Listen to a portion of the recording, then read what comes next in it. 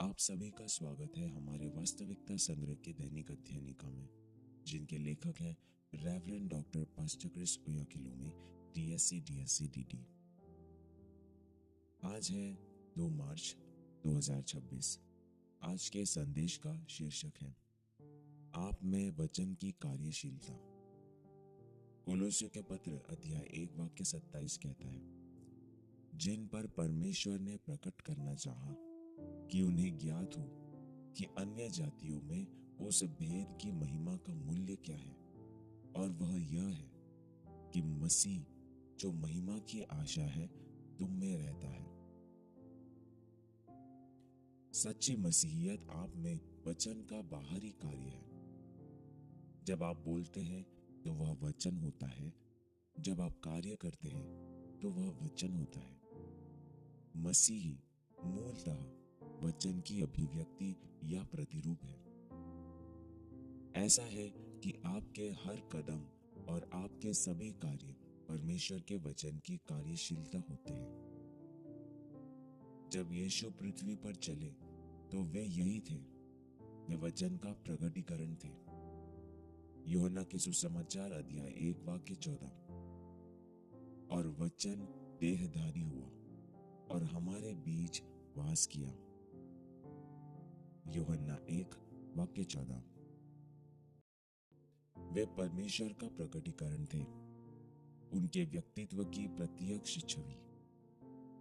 इस प्रकार आपका जीवन वचन का प्रकाशन है, क्योंकि आप उसी वचन से जन्मे हैं।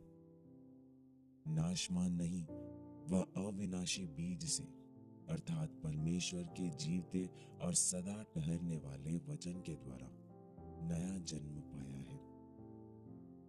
पहला पत्रस अध्याय 1 वाक्य 23।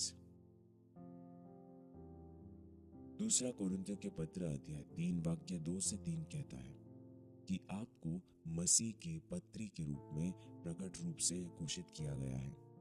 यह प्रकट है कि तुम मसीह के पत्री हो, जिसको हमने सेवकों की न्याय लिखा, और जो सियाही से नहीं परंतु जीवते परमेश्वर की आत्मा से, पत्थर की पाटियों पर नहीं परंतु हृदय की मांस रूपी पाटियों पर लिखी है।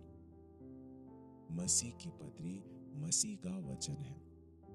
इसमें कोई आश्चर्य नहीं कि हम उसकी महिमा की चमक, उसकी सत्य निष्ठा का प्रकटीकरण है। जब आप आते हैं तो मसीह आते हैं। जैसा वह है वैसे ही आप हैं इस संसार में। पहला यूहन्ना अध्याय 4 वाक्य 17। आप हर स्थान में उसके ज्ञान, बुद्धि, अनुग्रह और सामर्थ्य की सुगंध को प्रकट करते हैं। दूसरा कोरिन्थियों के पत्र अध्याय 2 वाक्य 14। धन्य हो परमेश्वर, आप आज संसार में जीवित मसीह हैं। वह अपने प्रेम, सामर्थ, करुणा और अनुग्रह को आपके द्वारा संसार के सामने प्रकट करते हैं। इस चेतना को रखें।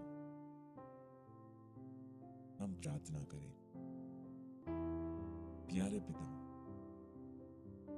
मुझे अपना जीवित पत्र बनाने के लिए आपका धन्यवाद करता हूं, जिसे सभी लोग जानते और पढ़ते हैं। मेरा जीवन मसीह की महिमा का प्रकटीकरण है।